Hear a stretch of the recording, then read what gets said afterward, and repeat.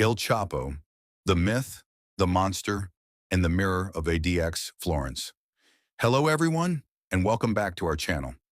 Today we're diving into one of the most complex and terrifying drug cases in the history of the United States.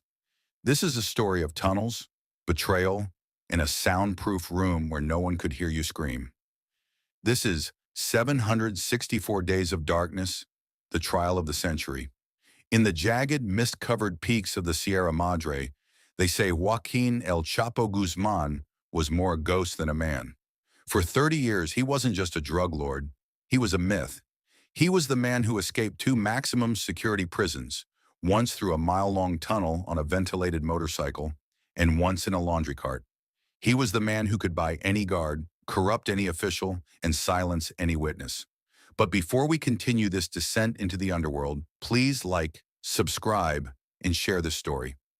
Our data shows that 90% of you who watch our channel haven't subscribed yet. By hitting that button, you get first-hand alerts for our new crime videos and information that helps keep you and your loved ones safe. Thank you for your continued support. For decades, Chapo operated as the CEO of the Sinaloa Cartel, a multi-billion-dollar empire that treated borders like suggestions. But in 2019, that myth met a cold, hard reality in a Brooklyn courtroom. They called it the trial of the century, but for the jury, it was a slow descent into a living nightmare. As the heavy doors locked and the courtroom lights dimmed, the world finally learned what truly happened inside the soundproof rooms of the Sinaloa Cartel. One of the most horrific testimonies came from a former hitman named Edgar Galvan. He described a house in Ciudad Juarez that looked perfectly normal, even boring from the street. But inside, El-Chapo had commissioned a murder room. It was soundproofed with thick plastic and reinforced walls. No screams escaped. In the center of the floor was a single, lonely drain. This wasn't just for efficiency. It was for the clean disposal of human remains. Witnesses described El-Chapo not as a distant boardroom CEO, but as a hands-on monster who didn't just order deaths, he savored them. In one account that left the jury visibly shaken, Chapo spent 3 hours beating two men from a rival cartel. He hit them until they were like rag dolls, their bones completely shattered and their spirits broken. He then ordered his men to dig a hole and light a massive bonfire. He shot them at point-blank range before tossing their bodies into the flames while they were still gasping for their final breaths. But even that was not the most bone-chilling moment of the trial. That title belongs to the testimony of former bodyguard Isaias Valdez Rios. He recounted a 2006 incident involving a rival who had been tortured and burned with a hot iron. When Chapo decided he was finished with the interrogation, he ordered a hole to be dug. The victim was bound and his mouth was taped shut, but he was very much alive and conscious. Chapo began to mock him, leaning over and telling him he was going to sleep. As the victim gasped for air through his nose, Chapo gave the signal. His men threw the man into the pit. As the cold dirt began to hit the victim's face, he was still struggling, still muffled screaming under the earth as he was buried alive. The courtroom went silent.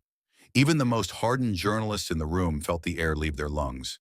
You might wonder how a man could stay free for so long while committing such atrocities. The answer was total, obsessive surveillance. Chapo was a pioneer of high-tech paranoia. He hired an IT expert to install spyware on the phones of his wife, his associates, and his many mistresses. He would remotely turn on their microphones from his mountain hideout just to hear what they said about him when he wasn't there. But this very paranoia was his undoing. The FBI managed to turn his own IT expert, gaining access to the encrypted servers Chapo used to spy on his circle.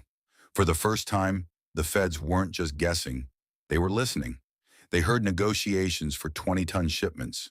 They heard the casual orders for executions. They even heard a chilling moment where he joked about giving his 6-month-old daughter an AK-47 because she was going to hang with him. The trial of the century proved that Chapo viewed human life as a commodity, something to be used, spied on, or discarded in a plastic-lined room. But the trial also highlighted the end of an era. On February 12, 2019, the jury reached their verdict, guilty on all 10 counts, including engaging in a continuing criminal enterprise. As the word guilty echoed through the room 10 times, Chapo looked at his wife, Emma Coronel, and blew her a kiss. It was a final human gesture from a man who had shown so little humanity to the thousands of victims left in his wake. He was sentenced to life plus 30 years and ordered to pay $12.6 billion in forfeiture. He was flown under heavy guard to ADX Florence, the Alcatraz of the Rockies in Colorado. This is the only federal supermax prison in America, designed specifically for people the government never wants to see again. There are no tunnels here. There are no laundry carts.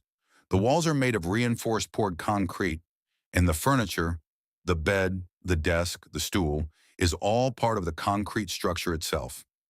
Chapo now spends 23 hours a day in a 7 by 12-foot cell.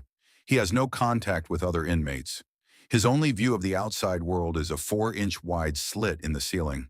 The man who once controlled a multi-billion-dollar empire and moved like a ghost through the mountains now only sees a sliver of the Colorado sky.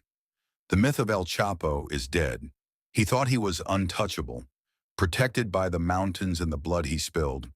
But in the end, it wasn't a bullet that brought him down. It was the voices of the people he tried to bury, the IT experts he spied on, the bodyguards he mistreated, and the victims who finally got their day in court. The Sinaloa Cartel continues today, led by new faces and new Chapos. But the story of Joaquín Guzmán remains a haunting reminder of the darkness that exists when power is bought with blood. Thank you for watching this deep dive. Don't forget to subscribe for our next story, where we explore the rise and fall of the Black Mafia family. Stay safe, and we'll see you in the next one.